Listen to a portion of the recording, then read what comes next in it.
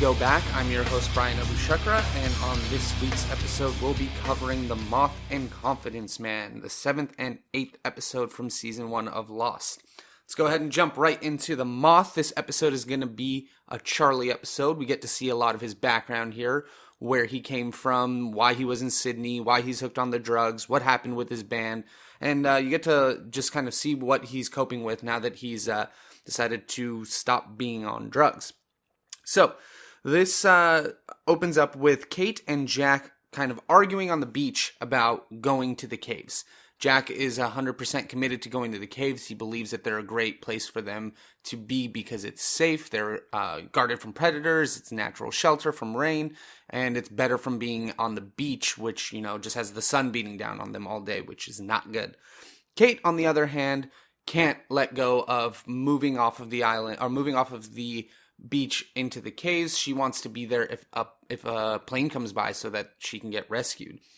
And the reasons that she gives for wanting to stay out there is because she has faith. And I think this is really interesting considering the arguments that Jack is giving to her are all totally fact-based, totally science. Like I said, natural shelter, fresh water, everything, basically. But she says that she has faith. She has hope, which goes back to what we were saying earlier when Saeed and Kate were talking about telling everybody about the French transmission. So I think it's really cool that they continue this theme here, and you can start to see that Jack really focuses on the things that he knows, the factual, concrete details, not just a what if. So he only works off of what he knows. And that's why he doesn't want to stay on the beach. I think it's really interesting here that he says, "Why won't you come with me?" It's not interesting, but I like the writing there. It shows that Jack partially just wants her to come with him because he likes her. Obviously, we set it up so far that he's romantically involved right now. We have sort of a love triangle between her, Saeed, and Sawyer, with Jack as well. So here you kind of see Jack not understanding why she won't go with him to the caves. And then he recognizes what he says and he corrects himself. So I thought that was a pretty noteworthy thing to bring up. So we get our first flashback of Charlie. He's in confessional and he is telling his minister about all of his sexual acts that he's had with these women in the past day or so. And in here, I really think that this has got to be a heroin kind of thing. I just feel like it's funny that it brings up only women. He doesn't talk about drinking. He doesn't talk about anything else. But maybe at this point, because we find out that this is early in the success or the rise of Drive Shaft, right now that's the only vex that he has. But I think that has to tie into the fact that he's hooked on heroin. Because his thing that he can't say no to before is women, and now it's heroin, and they're both called heroin. Anyways, you tell me I'm wrong. I don't care. Just write in. WeGoBackPodcast@gmail.com and tell me I'm wrong. Tell me why I'm wrong. I want to know. I like to hear what you guys have to say. I have a lot of good emails this week that I want to get to. Thank you guys for sending those in. Always reading them and we'll always share them on this podcast. So thanks for sending those in. Anyway, we get back to it. The preacher in this scene tells him that life is a series of choices, which I think obviously is like, hey viewer, check it out. Listen up. This is what this episode's going to be about. And in general, that is what life's about. It's just a series of choices. You always have to make a decision. And we can see quickly how Charlie's choices affect his life. By the next moment, he sees his brother in the church. They have a record deal, and Charlie has already resolved to quit the band and stop it because of his temptations, but chooses to go with it because his brother is excited. He doesn't want to let his brother down, and of course, he wants to play music too. He wants to be a bloody rock god, to quote them. That's something that he aspires to. He wants to be appreciated for his talent and for what he does.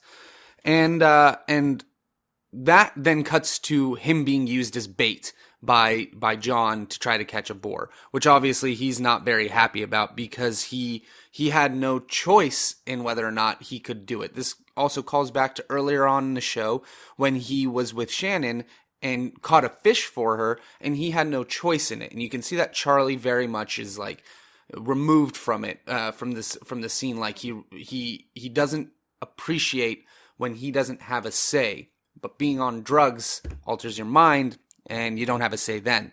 So it's kind of a interesting parallel there. So moving on, we see Charlie is obviously struggling with the fact that he has this addiction, but doesn't want to keep using the drugs. So he has bad withdrawal effects, and you can see that he's sweating, very uncomfortable, but doesn't want to sit around and be useless. Jack comes in with Hurley carrying in a bunch of, supplies from the beach, and when Charlie tries to help without, knowing exactly what's going on, instead of listening, he makes a mess. And you can see that again affects Charlie in a very negative way. He's very removed again from the situation. You can see him sort of sulking and beating himself up for making a mistake. When Jack's response is very much like, "Hey man, you need a break. You don't look good." He doesn't know that Charlie is suffering from withdrawal symptoms from not using drugs. So he just sees that he's not healthy and he's trying to be assertive. Hey, go relax, man. You need a break. You do not look good right now. But Charlie really does not like that. So, that leads to their altercation, which causes the cave-in and Jack being trapped. And I think it's really funny that what makes the rocks fall, and this is like the cheesiness of Lost, is that he yells, "I'm a bloody rock god," and then the rocks fall. I think that I've always thought that was funny. So I wanted to point that out to you guys. I hope you guys noticed that too. If not, whatever. Now I want to focus a little bit on some of the other characters going on, living in the caves. You have Sun and Jin having a conversation. She's trying to help Jin do something, and Jin notices that she's wearing a spaghetti strap top and is like, "You look indecent." And for the first time, you see Sun tell her husband what she wants. Instead of just listening and going along with what he says, she asserts herself. It's too hot. And he just looks at her and she doesn't change. She keeps on her clothes and keeps going on about her business. She has made the choice to not keep letting her husband beat her down, especially because now they're on this island. She can't run away from him, even if she wanted to. So she's kind of stuck with having to deal with him for the rest of her life, potentially on this island. So she wants to assert herself. There's no cultural pressure from anybody to deliver in a certain way. She is just doing what she wants. And I think that's a really nice, subtle hint at that at the beginning of this episode. I also wanted to bring up, because we now see the performance where Charlie and Liam get into an altercation about who should sing You All Everybody. Here's a fun little fact. Back in the day when Rock Band had a submission place to put music in, I forget what it was called, You All Everybody was a downloadable track that you could play in Rock Band. And it was, I think, like a minute, 30 seconds long or something like that. Very simple. You can look up the song. It's not that long. But it's composed for the show, as far as I understand. So it's very interesting to have it come out on something like Rock Band. I don't know if you can still download it or not, but if you can, it's fun to just be able to have that to play. But anyway, let's get back into the show. You see that Charlie's upset with his brother because his brother just like, "Oh, I'm going to sing all the parts." And even though it's Charlie who's writing all the songs, because he says that I wrote You All Everybody on that guitar. That's supposed to be his song that he sings, and his brother takes over for it. He's really upset. He sees him in the green room with all of the girls and all this stuff, and he's starting to see his brother's fall. His brother is hooked to heroin too, or his brother is the reason that he's hooked to heroin. He's pulling that stuff out, and his brother's like, "Chill, baby brother." And you can kind of see that Charlie is just lost in this scene. He's just standing there and is just scared about what his brother is doing, how he's supposed to do this band. He is a good person at heart, and being involved in this is something that's causing him a lot of stress. So back on the caves, everybody's trying to figure out what they have to do for Jack to get him out. and Charlie runs off, tells everybody on the beach to come and try to help. Michael comes in and starts to go back into construction mode. And we find out here he worked 8 years of construction. And I think this is a really pivotal scene for the relationship that he has with Walt. You see Walt recognize something new about his father that he never knew about in the past. I mean, he doesn't know anything about his dad. So seeing his dad in his element, working his business, you can kind of see that Walt is taking that in and appreciating it, because he does want to know who his father is. I mean, everybody wants to know who their father is. And in this case, he hasn't known about him his whole life. And now he's finding out, oh, my dad's smart. He knows about construction, and he's going to spearhead this mission to save this guy. That's really, really cool to see that change, I think, or that recognition in Walt's face. If you go back and watch it, I always recognize that with Walt. He's sort of admiring his father for what his father does normally in his life. So it's a really cool scene. This episode also has a big turn for me with one of the characters. It's where I start to really get annoyed with Kate. This entire episode, the way that she's treating Sawyer, just when he's trying to help, I hated it. It's like so unnecessary and so childish, but I feel like you're supposed to. She's torn between Jack and Sawyer and doesn't know which one of them to like, or doesn't know which one of them is going to be good for her.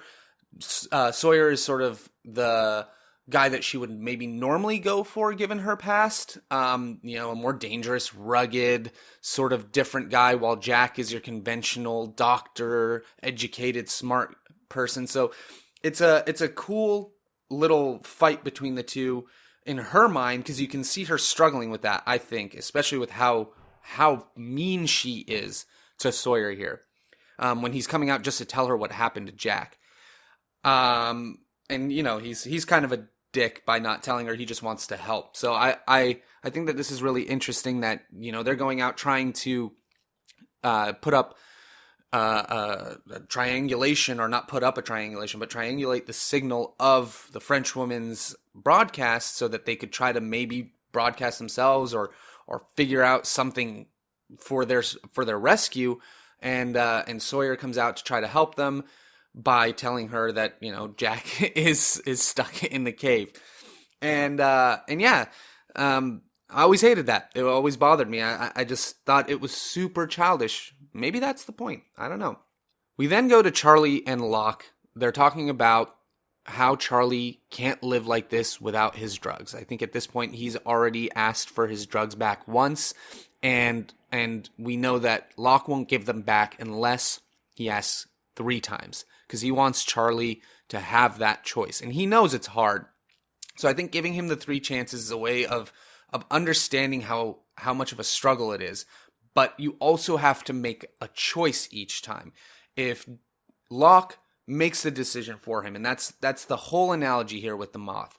If he makes a decision for him, if he helps him out, then it's not Charlie who's growing. It's just Charlie being weak and being supported by somebody who is stronger than him.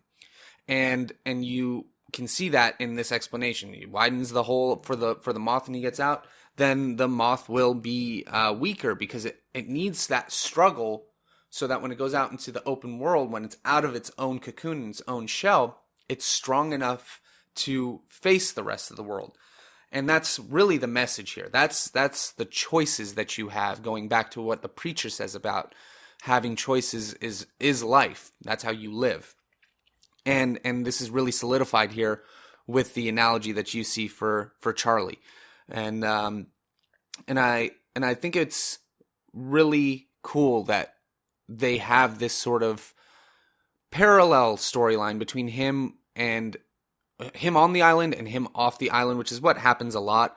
I think it sort of shows with these backflashes that that these are how they used to be off the island. I mean, I know I've said this before, kind of broken and fallible and bad situation at least. And on the island, they have a blank slate to do whatever they want with their lives. They have that choice to make. Now it's up to them. They're here. There's nothing else. There are no encumbrances. They don't have to worry about jobs. They don't have to worry about debt or family or anything else. Just focus on themselves. And you can kind of see each character have a revelation or a growth compared to where they were from their backflashes to, or flashbacks, to where they are now and on the island and what they can be capable of. So I find that to be really, really interesting. And I like how they tell you this story here. Going back to the relationship of Charlie and his brother, we see them in the green room again. Charlie is pissed. He wants to call off the whole tour. He wants to get his brother help. And his brother won't listen to him. He tells him, what bloody use are you if you're not in this band? He's just a dick too to his brother, and it's just sort of leaves him in the room just broken. It's supposed to be his choice here, and instead of maybe asserting it and pushing forth with it, you see that Charlie is just as susceptible to his brother and to the drugs, and goes over and picks up the bag. And I mean, that is, if you've ever seen it, the strongest symbolism that this is where he started using it. And it comes back later in the episode when Charlie goes to visit his brother in Australia to try to get the band back together. And this is how you find out is what, they're starting to come back, is what Charlie says, I think, in the third episode. This is the comeback, in big quotes, that Charlie's talking about. Fun little fact in this scene, if you look in the background, because there are all the mirrors around, and mirrors are a huge feature in Lost. The symbolism of the duality of man and all this stuff is always there for when you're talking about mirrors and media. It's talking about yourself against whatever the world sees, and I always look in the mirrors to see if there's stuff that you notice or little bits, and it's cool because you can just see they like After Effects the certain mirrors that you could just totally see the cameras in. So if you go back and pay attention to the background on that, it's over towards the right, you can see that they're like blurred out and they actually move a little bit. This is 2004, so After Effects wasn't that great. But I think it's cool that you can see that in the background. I always look for continuity errors like that. It doesn't take me out of it. I think it's just cool just to see, what... I like to see how the craft is made.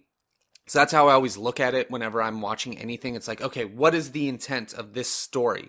What is the point of these characters' interactions? What's the point of how this is shot? Why is it lit this way? Why are the colors chosen? Like, there's so much that goes into building a scene that if you think it's just, okay, well, you just throw it on there, throw stuff in the set, put people on the set, give them lines, we're done. So much goes on to it. And especially when it's something as deep as Lost, they put a lot of details into it. Not every shot has a detail, but every shot could. So that's how I watch it. And that's how I would recommend you guys watch anything, because you get more out of it. And you can make connections with it that you might not have seen otherwise, or that you might not have made. And honestly, that might not be there. But the fact that you made a connection to it is cool. Like, you found something on your own, unmotivated by anything else than your life. And that's a really fun way to appreciate media. I know there's a lot of stuff. Like, I think that's one of the reasons I like this show so much, is that we have so much that we can draw parallels to in our own lives, that even if that message is not intended, it's received by those who have experienced it. So I think that's really cool. Oh, and also Charlie standing in a room full of a bunch of mirrors, all the different facets, his different personalities, different reflections, and all of this stuff. That mirrors have such deep meaning in everything because of everything that they signify. So I think it's really interesting to have him standing in a room with a bunch of vanity mirrors as well, so that you can kind of see the height of a man, of a rock god. And the fall from there is that obviously hooked on heroin. We see that he goes to Australia to go try to convince his brother to restart the band and get Drive Shaft going again, get back on the label. But we find out that Charlie is still using the drugs, and his brother is trying to give him help, almost exactly in the same way that his brother, while clear-headed, was trying to give Charlie help. It's like the same response where the other guy just doesn't listen. They can't see outside themselves. They're too wrapped up in their own world to see what world around them is available to them. Kind of like a moth. Moving on from there, everybody's working really hard to try to get Jack out of the cave. Kate's there. She's finally showed up after Sawyer was, coy about telling her the message that Charlie wanted her to have. And they're working to try to get him out. There's a small enough hole that Charlie's already crawled through, and is in there talking to Jack, talks about how it's like confession. I mean, this scene is, again, shot like confession. Jack Shepherd, the leader of the group, also Jack Shepherd, shepherds a flock. Anyway, you have Charlie, who's in here. He even says it. Do you want to hear my confession? And he's the one who ends up saving Jack's life by noticing the moth and recognizing that a moth can't be in there unless there's another way out. So he follows the moth and breaks through the dirt just like the moth is supposed to. Again, the symbolism is super heavy here, almost to the point where it's like, okay, we get it, guys. You don't have to beat it over our head, but the symbolism is really big there about breaking through. He did it on his own. He made the choice to go in there and save Jack, and then he was the one who broke through the dirt through the ground and got Jack saved. And that's really cool because it ties back in to the idea and the theme of choices. And he made that decision to go help Jack, and once he did, he helped Jack. And once he does, everybody is so grateful to him. And, especially Jack. He's like, this is something I'll never forget. Jack also at this point recognizes in his confession, I guess, in Charlie's confession, that Charlie is on heroin, and he recognizes that symptom because he's a doctor. I don't know if you knew that. And I want to talk a lot here, or not a lot, but I want to talk about the reception that he gets from everybody after he saves Jack. Everybody's so positive and thankful and gracious to him for what he's done, and I think that shows you how perception can really affect your reality. The entire episode, you can see that Charlie's being hurt, or like he takes it personally whenever anybody tells him anything. But then at the end of the episode, after he saved everyone, nobody has changed their method of speaking to him, or nobody has changed how they're speaking to him. We're just seeing it now from a different perspective, which everybody is just thankful and grateful. And of course, Charlie is a helpful person. It's all in his own head, which is true for everything in life. 99% of the time, when you think the whole world is against you, it's not. The best way that I can think about when we're talking about stuff like that, and you can see it here, is that, do you think you're that important that the whole world is paying attention to what you're doing instead of what everybody else is doing? No. 99% of the time, it's in your fucking head. And if you just calm down, try to get up outside your own head, and try to think about yourself objectively, you end up finding a better solution. And in this case, when Charlie does exactly that, when he makes his decisions to take the actions that he does, you realize that clarity is now given to Charlie, which I think is a very cool change to see compared to where he started and then to where he ended up here on the island. You're starting to see a growth and a development from him, a metamorphosis, if you will, is happening here. I mean, again, the symbolism beats you over the head, but it's really cool to see that development for Charlie, especially because he ends up choosing to throw his drugs in the fire and being done with his addiction. Before I wrap up the Moth, I wanted to talk about the dynamic between Jack and Kate here. Something I noticed this time that I hadn't noticed before, which is I think that Jack, before I just thought Jack was in love with Kate, but I think that he doesn't want her to leave the island because he knows that she will run when she does. And he doesn't want to lose her. He thinks that being on this island is the only way that he can have her, or at least I believe that. And that is something that he is worried about, and why he's sort of hurt, because he recognizes that, and whether or not she does, he's aware that she will run the moment they get back on the mainland. Even if she's saved or whatever, like if they get rescued, she's gone. She's going to run. And that makes him sad. So that'll bring up the end of the Moth, take us right into Confidence Man. This episode obviously is more Sawyer, or not more, all Sawyer focused. And it's the first episode that we see that is showing anything about his background, who he is, what he does. At this point, we know pretty much what everybody else does, all the main characters, what they did before. Boone works for his mother. Shannon is, useless. Kate has been a fugitive from the law. Charlie plays in a band. Jack's a doctor. Saeed was a communications officer. You don't know much about Hurley yet, actually, which is really interesting. Because he's such a big part of the show. But if you think about it, we don't know a lot about him. We just know, he's a great guy. He's really nice and is being forced by Jack to do a lot. That's something I also noticed from the last episode, from the Moth, and in a lot of these starting episodes. Jack and Hurley really do a lot together, and a lot of it is almost Hurley being forced by Jack. He's just told what to do, and Hurley just goes along with it, which is very funny to me because I had not noticed that before. And watching it, it's fun to see Charlie or Hurley sort of not appreciate it, but still go along with it and not say anything, which I think is a really cool and interesting, subtle way to tell us more about his character. Going back to Sawyer, we see that Sawyer beats up Boone for digging through his stash, and we find out that that's because Boone was trying to get inhaler medication for his sister. And so while he had the best intentions, once again, Boone is sort of making a decision uneducated. Why not just ask Sawyer, hey, did you find... And I think, honestly, that's sort of the issue here in the whole episode, is that Sawyer is really upset that nobody is treating him like a normal human being. Now, granted, he's kind of been an ass so far, but he hasn't been like an uncivilized, horrible person.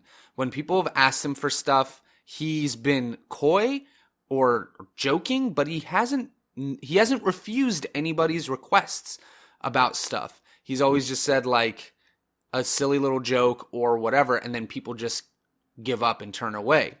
Why not just ask? Just ask him, and he'll probably give it to you. Boone gets taken to the caves where Jack has to tend to him, and he's obviously upset that Sawyer beat up Boone for trying to help his sister. But at this point, I don't know if Sawyer even knows what the inhalers are for, so he's just seeing a guy rummaging through his stash, and he needs to teach that guy a lesson. At least that's how I always took it. Jack, on the other hand, is sort of like hot-tempered, which goes, I think, to the episode where we see him get involved in a fight that has nothing to do with him when he was a child. Here he is doing it again. Really hot-tempered, really, really annoyed, and wants to go beat up Sawyer, but Kate says that she can talk to him and reason with him, and in this, she brings up the letter that he reads, and has no idea what it is. In this, you're seeing that Kate thinks that she knows everything, and this is sort of why I start to not like her. She tries to make these decisions because she thinks she knows what's best. She's kind of like Boone, but really, she has no idea what's going on. She's like up there being like, oh yeah, I've seen you reading that letter and what it says and what it means to you and all this stuff, like trying to manipulate him. But instead, he makes her read the letter, and she finds out, at this point, she thinks he caused the death of somebody's parents, and now this child is an orphan. We find out that that's actually him, and it shows what happens when you jump to conclusions instead of just asking. Meanwhile, you still have Saeed trying to figure out who had knocked him out from trying to triangulate the Frenchwoman's signal, and he's approached John, trying to figure out where he was during the time of his attack. And John tells him, well, who would stand from benefiting by us staying here? Or who has benefited the most already from us being here? That would seem like somebody who doesn't want that signal to be triangulated. And tells him about how you could rig up a slow fuse with a cigarette, basically leading Saeed to Sawyer in this case about, maybe it was him who knocked him out. So Saeed is willing to investigate. And especially now with tensions being so hot, with Sawyer not wanting to give up the medication, Saeed is very driven to go find Sawyer and sort this all out. And so is Jack. Jack confronts Sawyer in the caves and just runs up and basically punches him. And Sawyer doesn't fight back here. I think this is very interesting. At first I thought it was because maybe Sawyer has no reason to fight back or something like that. But I think Sawyer doesn't fight back here because he has no reason to. He has no fight with Jack. And I think, honestly, he's playing a con here. I think that he knows exactly what he's doing. The whole time he knows he doesn't have any of this medication, but he wants to expose Jack to Kate because he has, a crush or whatever on Kate. Like, he's interested in Kate. So I think in this episode, if you kind of notice all of Sawyer's interactions is with Jack and with Kate is very much to sort of show Kate something about Jack that maybe she didn't realize. I mean, he even says, Jack and I aren't so different. I think he says it to her while they're on the beach and they're talking beforehand, and I think that this is his way of showing her how. And the theme of this episode, knowing that he is a con man and seeing him going through and conning a woman out of her money, which is what we're supposed to assume is what the letter is about.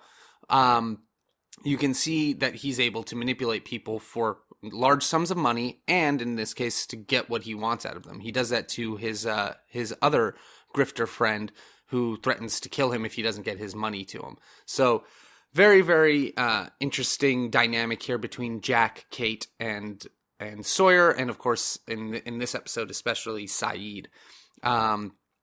So, in this scene, we find out, or not in this scene, but in this episode, we find out that Saeed has a past in communications by working for the Republican Guard. And what that means is that he was basically an interrogator, and he knows how to get information from people. So if Sawyer isn't willing to give up the information himself, Saeed is going to extract it from him. So he and Jack come up with a plan to basically capture Sawyer and get the information for where the medication is for Shannon. And I really think here in all of this, Sawyer is kind of going along with this to show Kate what kind of a man that Jack can be, which is supported by them dragging Sawyer through the beach, and Kate obviously being distressed by it. One line that I always thought was really funny is while they're doing that, she yells at Jack, "If you do this," what? I've always not understood that line. If you do this, then what are you going to do? Are you going to stop loving him, or are you going to leave the island? Like what? What do you mean if you do this? And maybe that's the point. Her opinion of Jack will change. And that's, I think, what Sawyer's trying to go for. I mean, he even talks to her about, is it because he's a doctor and all this stuff. You can obviously see that Sawyer wants Kate's attention and wants it off of Jack. And I think a lot of his motivation here is for that, is to get her to see how Jack is compared to how Sawyer is, or to drive Jack to be like Sawyer. And that's something very interesting to see in the story that I hadn't noticed before. So he gets interrogated, ends up getting stabbed, and tries to be like, Sawyer tries to be very vicious and venomous towards Jack, telling him that if it were roles reversed, he would watch him die, and that he basically keeps driving the point home that he is an awful, awful person. But I really don't think that that's the case. I'm seeing in this, and I really am starting to believe that it's really him trying to con Kate into a kiss, really, and he ends up getting that kiss from her, and reveals that he didn't have any of the medication to begin with. And of course, that leads to the question, so then why go through all of this? Well, maybe one is to show people, like, just ask me. I've never given you any reasons to not ask me for anything. That his stash he keeps for himself, but I don't think he's never been close to helping anyone, and nobody has ever asked him for anything. She didn't even come up to ask for the medication. Boone didn't. He just assumed by seeing the book that Sawyer was reading, because it was his and that's where the medication was, that Sawyer has the medication too, and he's just being a horrible person.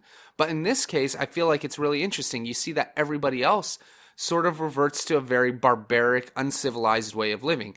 Saeed is an interrogator and tortures Sawyer, ends up stabbing him.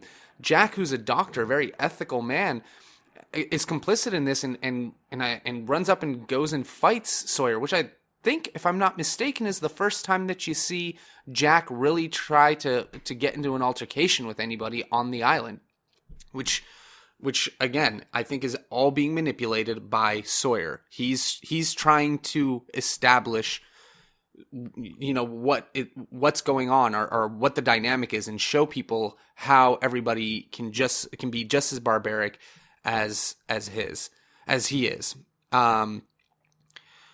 And then once he's recovered and Kate discovers that the letter was written by him, but Sawyer is upfront with her. And I think so far he's the only person who's upfront about his past and what he's done and how bad he's been in his past, being a con man and stealing people's money and just not being great, or just not being a good person in the past. And he's very upfront with her. I think he's the only one who is. I mean, I know Charlie tells Kate that he was in Drive Shaft, but that's not who he is. That's just what he was.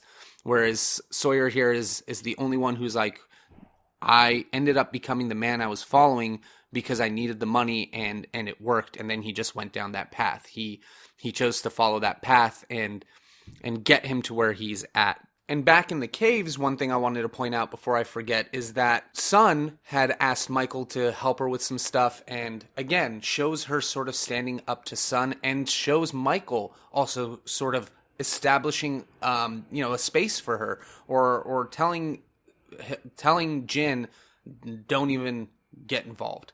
Just let your wife be.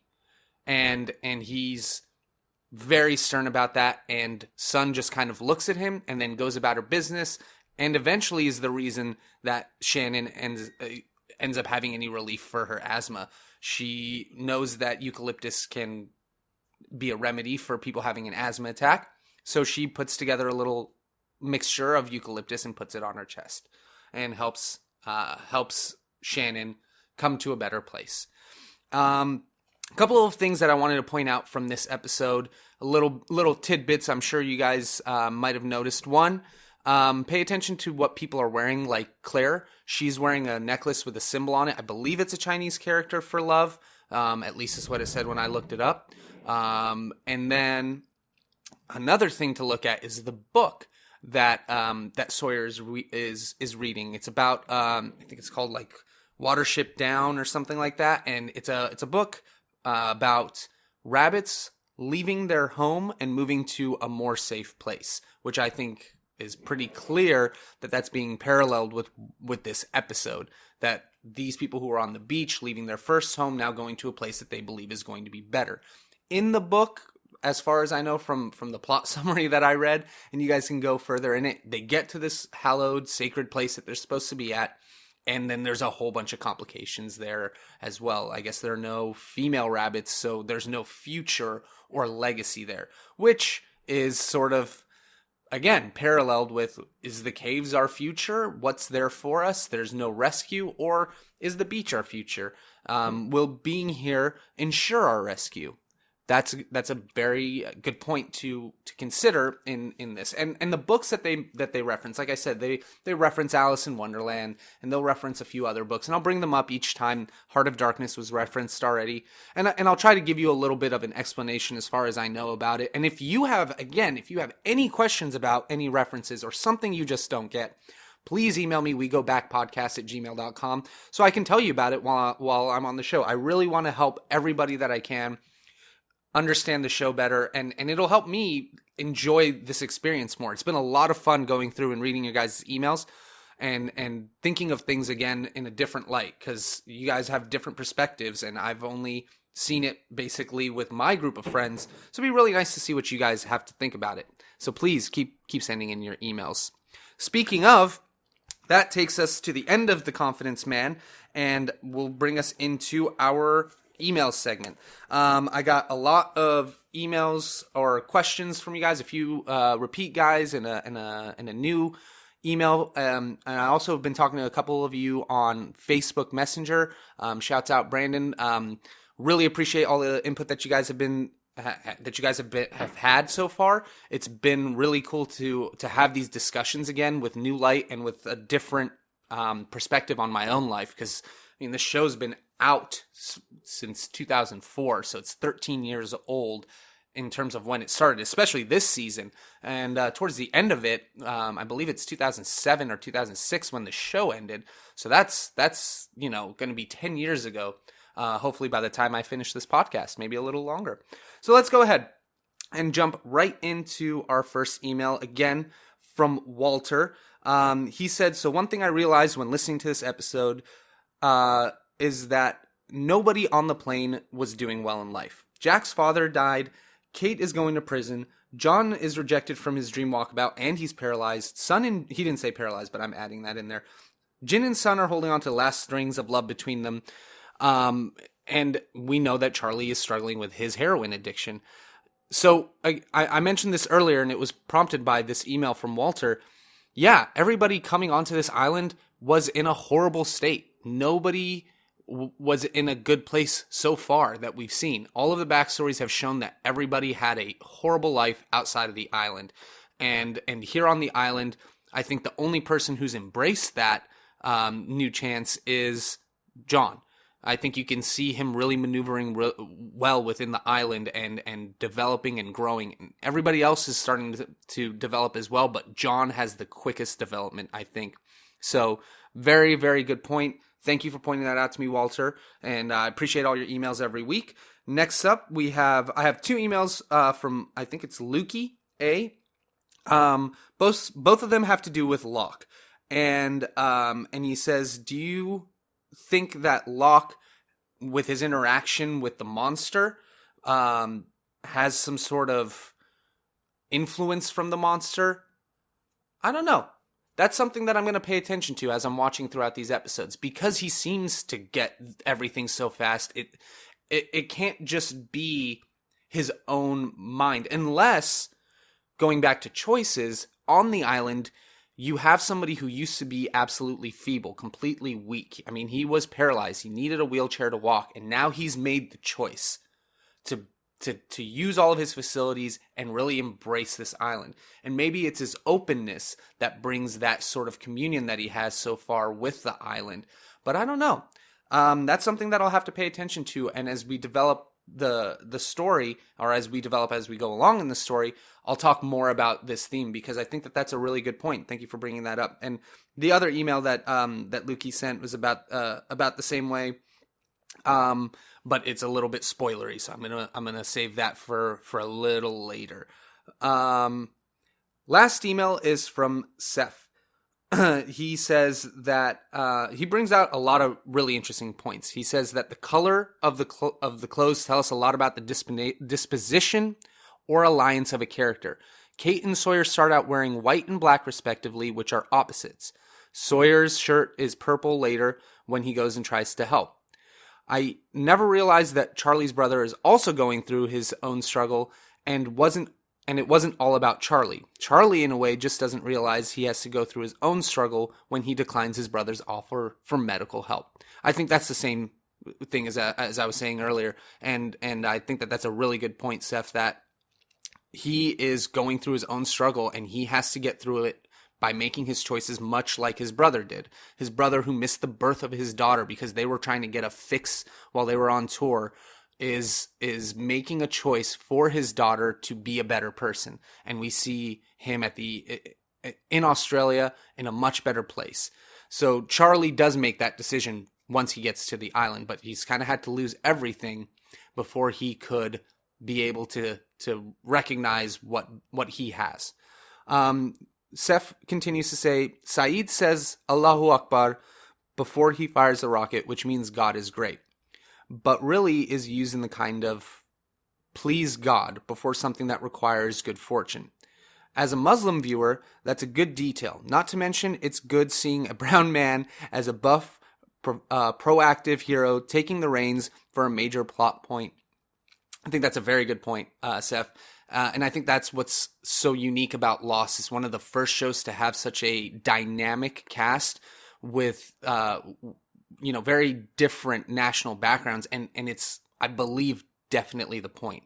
I mean, you're covering Americans, Australians, Koreans, Middle Eastern, Mexicans, English people. I mean, you have sort of like an international group of survivors here, and you're seeing their different walks of life. And I like how all of these people are prominently featured on the show. You have Sun and Jin, and they are main characters. Like, you know who the main characters are at this point. They're the characters' names that you all remember.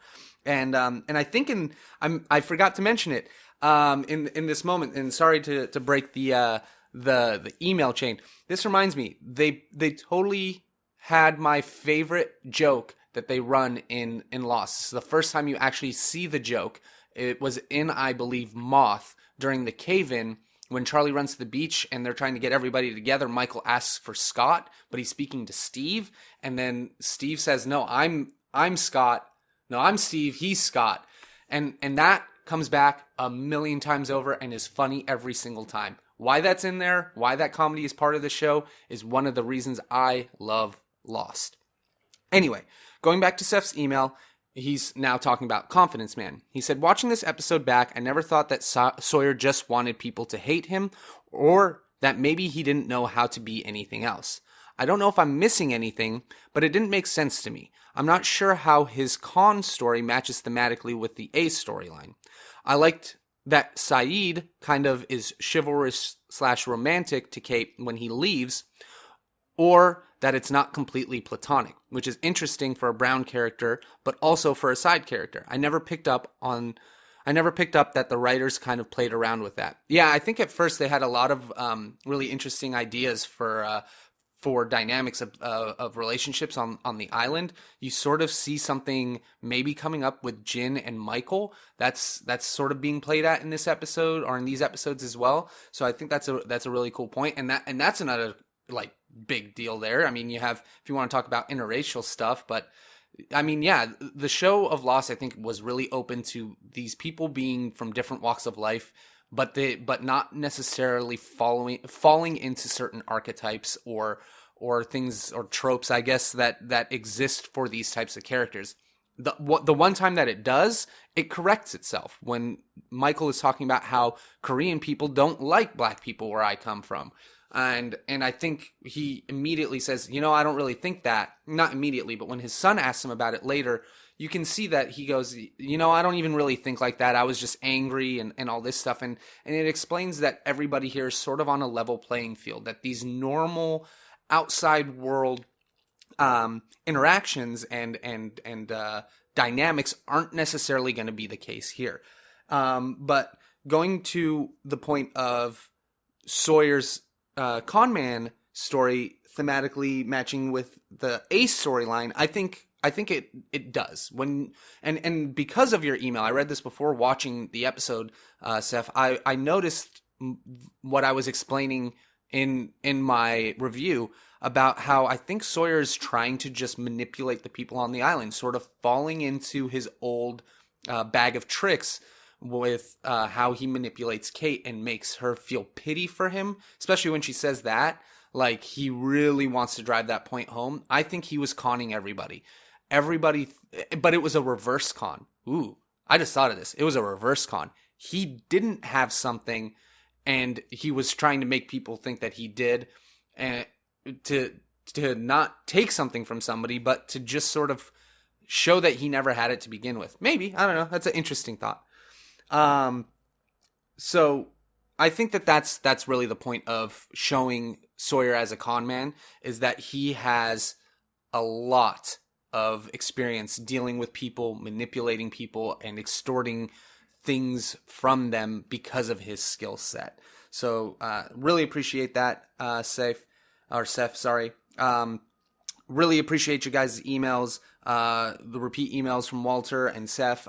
Very happy you guys keep sending those in. I'd love to hear from everybody else. I know there's probably not a large group of people listening to the podcast yet, but tell your friends about it, and there will be more. There'll be more ideas, more thoughts. If you guys want to see me feature something more in the show or talk more about something, please let me know. I'm just going off of the things that I notice because I think that they're interesting. And that's the point of this podcast for me, is to share what I believe about the show. I know I keep telling you guys every episode, but I'm really passionate about this. I have a lot of fun doing this podcast. It's literally just me sitting in a room by myself. So I'm in my living room talking about this show, but I get to share it with you guys and hear what you guys have to think about it. Especially, like I said, you guys have different perspectives than I do, and you notice things that I don't see because we're different people. And I want to know what you guys think about this show. I love this show so much. I love talking about it with anybody because I think it has so much depth and so much richness. And you can go back and see things in a different light that, you might not have noticed the first time because you're guided by the main story. So your focus is trying to see what happens next. But when you know what happens and you're watching it again, you don't necessarily have that framework in your mind, and you're able to maybe see it more openly, or at least that's my practice in watching this, going through and watching Lost all over again. So I really do appreciate all your guys' input and all of the emails and conversations that I've had with you guys so far. So please keep sending me those emails. WeGoBackPodcast@gmail.com. Follow me on Twitter for latest updates at King Lord Bryan when we have new episodes. And then starting this week with this episode, I'll be uploading the previous episodes are 3 weeks back, episodes that are 3 weeks back, to my YouTube page. I'm using SoundCloud to upload everything, and they have a upload limit, and I don't want to pay for the service. So I figure, why not just have the two most current weeks so you can get caught up on iTunes and on SoundCloud, and then on my YouTube, youtube.com/Dubyon, which is DUBYON. And I'll have the previous episodes there. They'll all be archived in their own playlist, so you guys can look them up there. So yeah, follow me on Twitter for the most recent updates, and then email any questions that you have. We go back podcast@gmail.com, and now the youtube.com/Dubyon, DUBYON, and continue to interact with you guys about this show. Once again, thank you very much for sitting through this podcast with me, guys. I had a great time talking to you about the Confidence Man and the Moth. Next week's episode, we will be going to cover Solitary and Raised by Another. So send me any emails that you have or any questions that you have for that. We go back podcast@gmail.com. I'll say it a million times. I really want to hear what you guys have to say about those episodes so that I can incorporate them into the show. I leave a pretty good amount of time at the end of the show in terms of how I want to conduct it for these emails, because I think that that's one of the best parts about this podcast. So I hope that you guys have a lot of questions, a lot of theories that I can read off for you, and appreciate you guys listening to this week's episode, and we will see you next Thursday for another We Go Back. Thank you very much, guys. Have a good day.